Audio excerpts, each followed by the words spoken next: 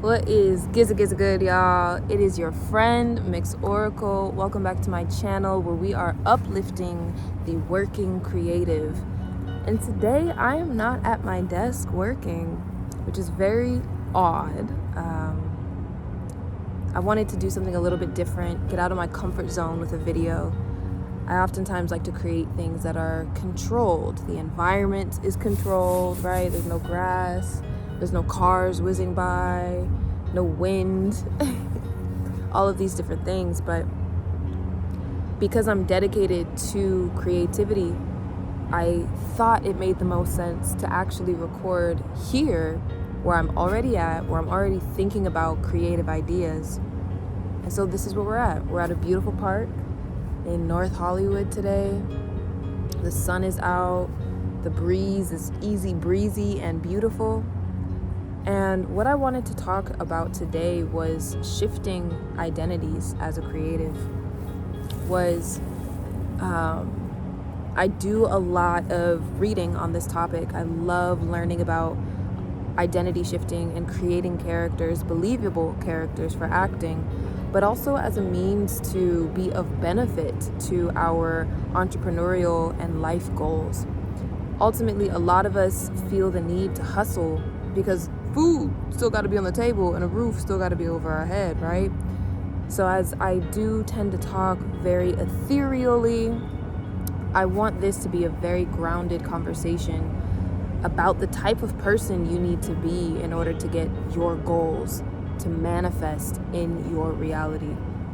Listen, I have no family in the entertainment industry, not even musicians, not even gaffers or lighting people. I came from Colorado, went to school in in Orange County, moved to Los Angeles, had no family out here until very recently, and still found myself in films, independent films, short films, and as a recurring guest star role on a major CW TV show. So I say this because I know that it works. I know that it's possible. Nepotism has a negative connotation right now to say so, but I'm just saying I didn't have any help in that sense.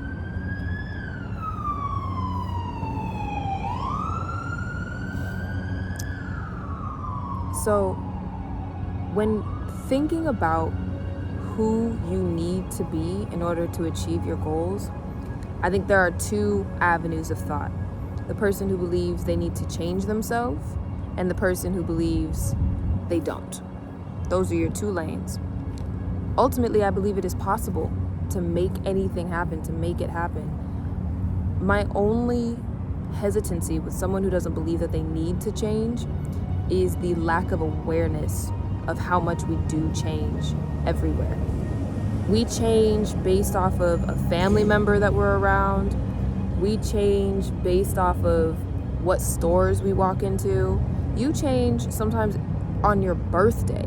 Maybe you wear more makeup or you get a new outfit, or we're constantly doing different things based off of an event.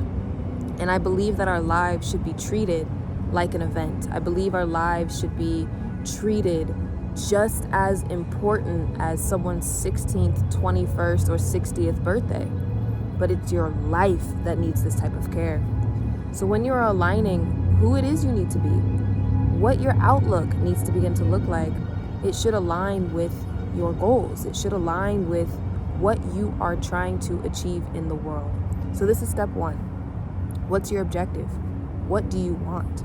Do you want to be a well-known actor? Do you want to sell paintings for thousands of dollars?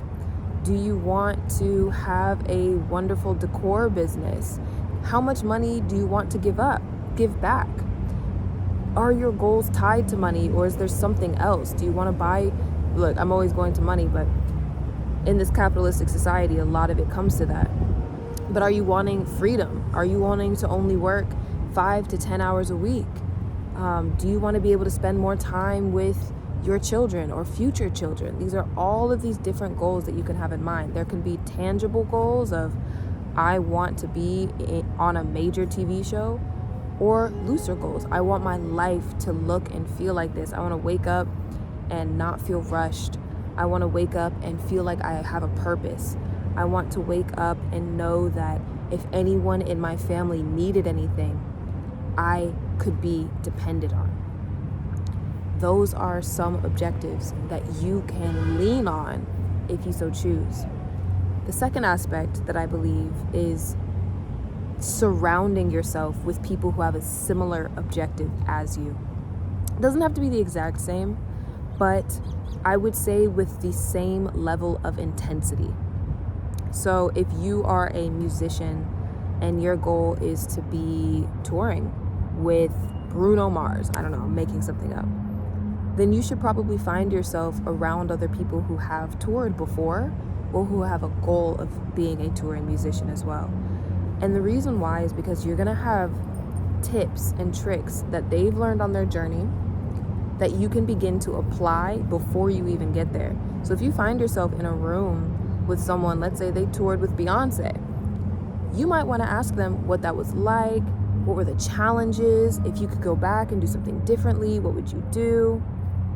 There was an interview that I was watching on a famous actress, and she said that when she became a series regular, she had other series regulars around her that she could call or connect with and ask them what it was she needed to do in order to work at a high level. And something she didn't even consider was vitamins. Take your vitamins, start working out all of the time, because your body is your instrument. And if you're going to be working 14 plus hour days, you have to be operating at damn near teenage levels.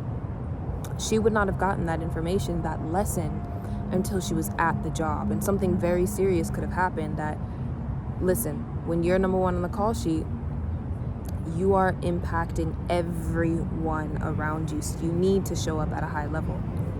So that level of intensity. But someone else might say, I really want to open up an acting school, or I really want to get into commercials, or I really want to make just enough money to be able to have some flexibility in my life. Surround yourself with those people who are doing the same thing and share resources, share opportunities.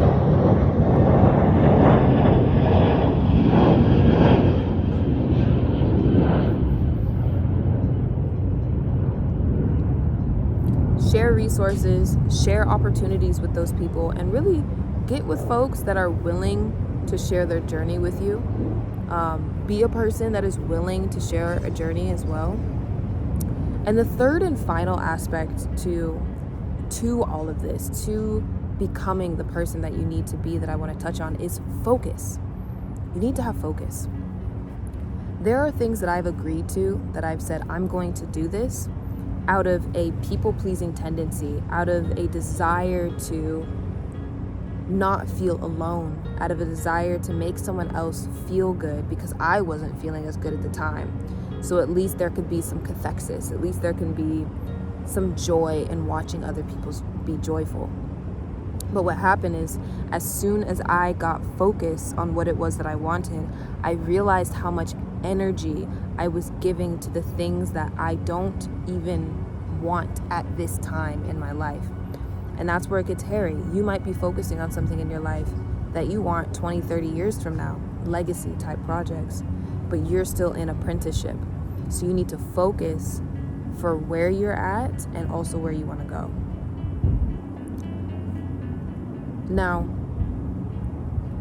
this also ties back to the people you need to be around. I would suggest being around people who are also focused.